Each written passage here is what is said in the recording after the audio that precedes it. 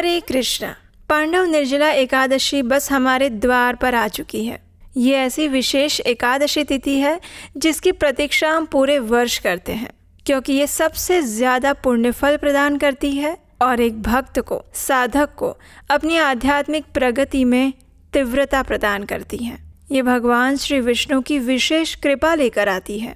इसका पालन करने वाले साधक और भक्त न जाने भगवान की अनगिनत कृपा का पात्र बनते हैं, और इसीलिए पांडव निर्जला एकादशी एक बहुत बड़ा उत्सव है। लेकिन इस बार आने वाली ये पांडव निर्जला एकादशी को लेकर कुछ संशय है कि ये 6 तारीख को है या 7 तारीख। कई जगहों पर आपने सुना होगा कि 2 दिन एकादशी आ रही है, तो प्रश्न उठता है आखिर हम इसका पालन कौन से दिन कर सकते हैं, और इस बार 2 दिन पालन क्यों किया जा रहा है। तो इन सभी प्रश्नों के उत्तर आज हम इस वीडियो में लेकर आए हैं। तो चलिए आज विस्तार से जानते हैं कि आखिर इस बार एकादशी 2 दिन क्यों आ रही है। पांडव निर्जला एकादशी का पालन अलग अलग लोग अलग अलग दिन पर क्यों कर रहे हैं, और आखिर ऐसा क्या रहस्य है।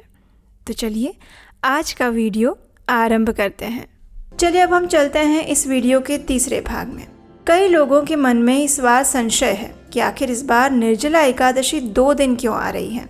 तो देखिए, वास्तव में एकादशी तिथि तो एक ही दिन है, लेकिन उसका पालन 2 दिन किया जा रहा है, और वो इसलिए है क्योंकि इस बार व्यंजुली महाद्वादशी आ रही है। वर्ष में ऐसी 8 महाद्वादशी आती है, जिसके आने पर वैष्णव भक्त एकादशी तिथि का त्याग करके महाद्वादशी पर ही एकादशी का व्रत रखते हैं। गर्ग संहिता में उल्लेख आता है, 10 वर्ष सहस्राणि तपस्तप्यति यो नरः तत्तुल्यं फलम् आप्नोति द्वादशी व्रतकृन्नरः। अर्थात जो व्यक्ति 10,000 वर्षों तक तप करता है, वही फल उस व्यक्ति को एक द्वादशी का व्रत करने से प्राप्त हो सकता है, अगर वो शुद्ध भाव से किया जाए। इसलिए जब महाद्वादशी का समय आता है तो वैष्णव भक्त उस एकादशी तिथि का परित्याग कर देते हैं और द्वादशी के दिन ही इस व्रत का पालन करते हैं। ऐसा एक और वर्णन हमें प्राप्त होता है, एकादशी त्याज्या परतो द्वादशी यदि उपोष्या द्वादशी शुद्धा द्वाश्यामेव पारणम। यानी परम पुरुषोत्तम भगवान स्वयं कहते हैं कि अगर एक क्षण के लिए भी द्वादशी त्रयोदशी में सम्मिलित हो रही है तो व्यक्ति को एकादशी के पूर्ण दिन का व्रत त्याग देना चाहिए और द्वादशी के दिन ही उपवास करना चाहिए। ऐसे व्यक्ति को भौतिक जन्म के चक्र से मुक्ति मिल जाती है। अब देखते हैं कि आखिर ये व्यंजुली महाद्वादशी क्या होती है। तो देखिए, हमारे हिंदू धर्म के पंचांग में कोई भी पर्व, त्योहार और तिथि का दिन निर्धारित करने में सूर्योदय का समय और उस तिथि के आरंभ और अंत का समय बहुत महत्वपूर्ण होता है।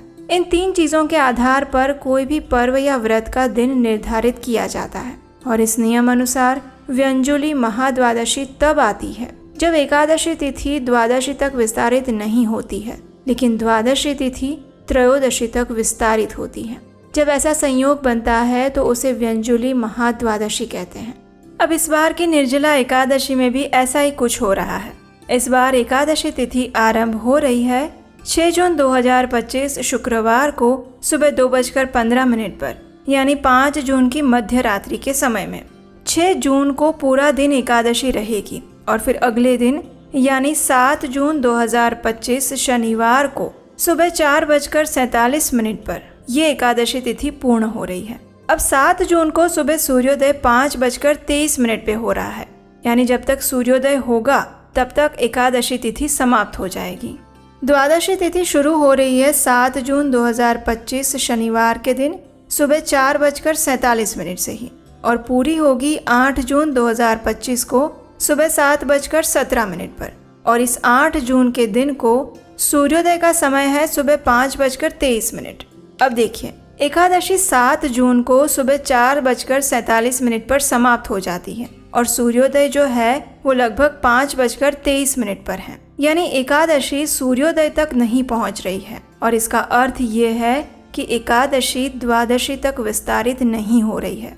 वहीं अगर दूसरी ओर देखा जाए तो द्वादशी तिथि 8 जून को सुबह 7:17 तक बनी रहती है, और उसके बाद से त्रयोदशी तिथि आरंभ हो रही है, और उस दिन सूर्योदय का समय सुबह 5:23 का है। इसका अर्थ है कि द्वादशी तिथि त्रयोदशी तक विस्तारित हो रही है और सूर्योदय के समय में भी द्वादशी तिथि उपलब्ध है। तो इस प्रकार हम समझ सकते हैं कि इस बार भले ही एकादशी तिथि द्वादशी तक विस्तारित नहीं हो रही है, लेकिन द्वादशी त्रयोदशी तक अवश्य ही विस्तारित हो रही है। और इसीलिए इस बार आने वाली एकादशी व्यंजुली महाद्वादशी है। तो अब आप समझ ही गए होंगे कि इस बार ऐसी चर्चा क्यों चल रही है कि निर्जला एकादशी 2 दिन मनाई जाएगी। लेकिन हम इस एकादशी का पालन वैष्णव परंपरा के अनुसार 7 जून को ही करने वाले हैं। चलिए अब बात करते हैं एक गुड न्यूज़ की।